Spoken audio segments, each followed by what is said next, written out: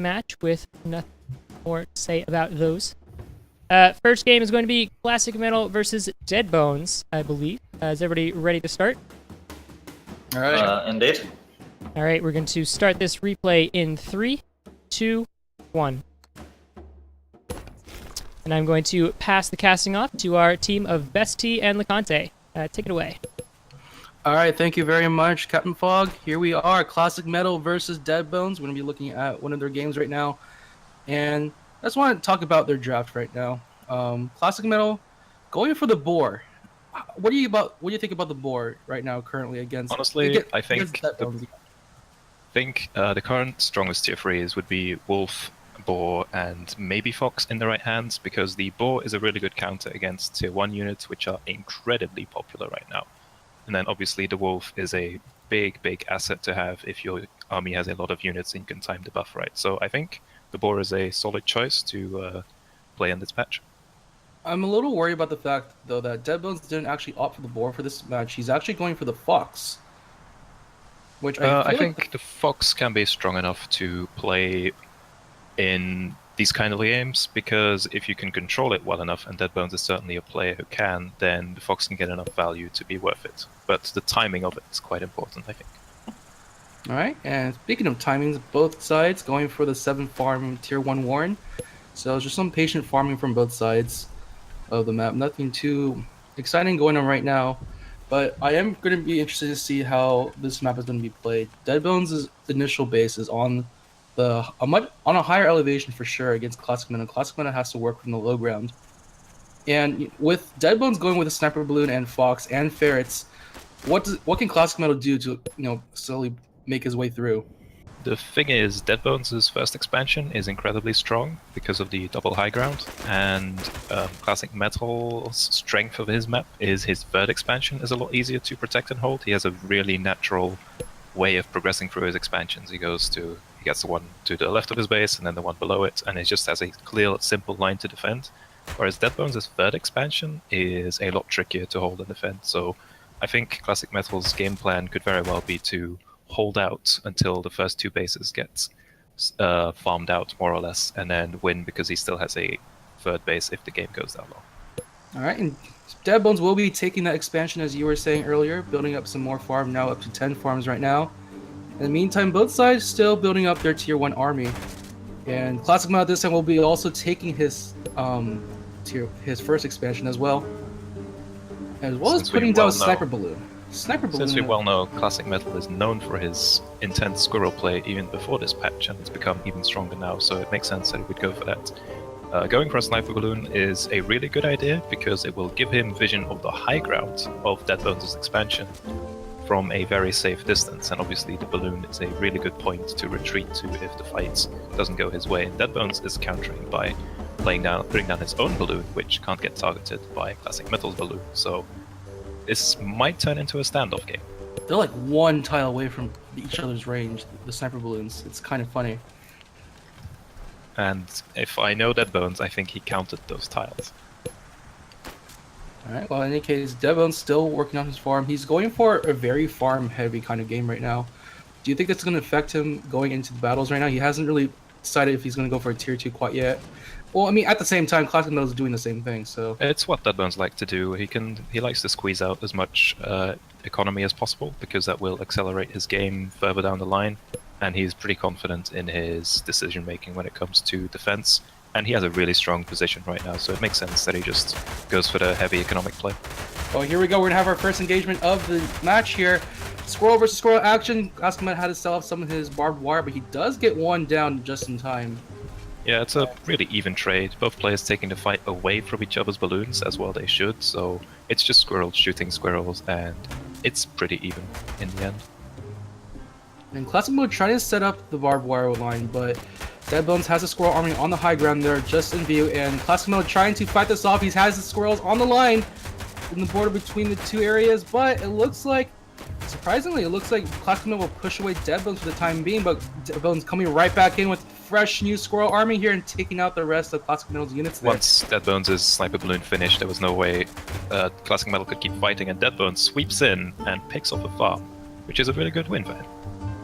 Right. Nice economic advantage for Deadbones right there, as he's now eyeing his third expansion.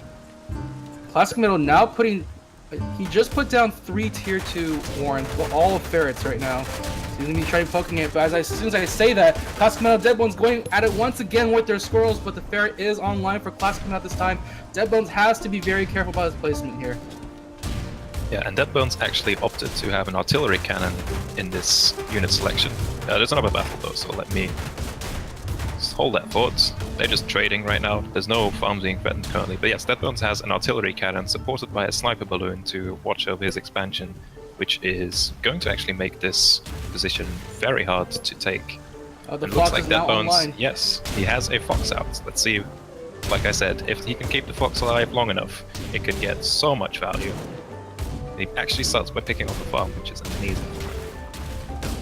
Every time Deadbones, Classic Metal is trying to go in with his ferrets, trying to get a lot of pot shots. He has 6 ferrets, allowing him to lay down a lot of line of fire, but Deadbones is only microing his fox for the time being. He's keeping his squirrels back behind the farm, and right now he's just using his fox to pick away at Classic Metal's units. Now he's going to go in for a little bit. He has his fox in the back line behind the squirrels right now. Classic Metal is still holding on to this position on the slight high ground advantage that he does have.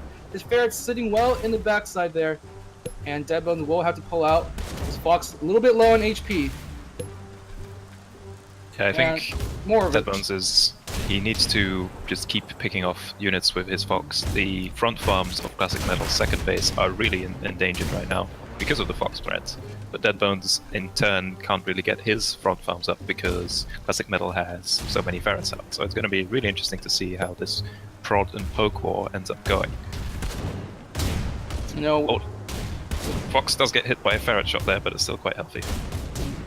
it will take a few shots for the fox, and right now Deadbones just going in and out with the fox, weaving in between the ferret shots, making sure his fox gets line of sight of the farms here, and maybe a few units as bonus right now.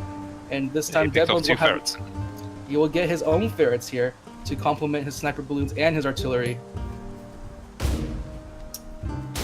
And this is where I feel a little worried for Classic Metal's composition. Here we go, another battle once more. Deadbones going in with the squirrel army, backed by the fox and the ferrets here right now as he's trying to go in, trying to take out as many squirrel units as he can. The squirrel units on Deadbones are, however, all taken out. The ferret is now being taken down as well. He has to back out at this point. But behind that, Deadbones has managed to secure himself another sniper balloon, which is slightly further in front, so that advances his line of threat, so to speak. So his fox can be a little bit more aggressive. And you know, the boar, it's not going to really help out here. There's no chance to take out the boar. I mean, does he have any plan to take out this fox? Like, unless he gets lucky with ferret shots, or Deadbones makes a mistake, it's going to be incredibly hard to kill this fox right now. And it might just be a very slow and painful death. Right now, here we go. Deadbones poking at this expansion once more. The squirrel army now taking the better of this engagement. Fox is on 1 HP. The fox, he's still not dead. Classic Metal, he's trying to aim this fox so hard. Down. Finally gets taken down by a squirrel, I believe. But this might be the game. Damage is still done. The first expansion from Classic Metal is going to be taken out. The second one looking to be taken out as well. And that's going to be no more food for Classic Metal. He is on starvation mode, and he will call the GG. Deadbones will claim victory. That was some pretty intense fox play by Deadbones. Like I said, if he could keep the fox alive for long enough to keep trading, it is such a value unit, and I dare say kept it alive for long enough. Alright, there we go.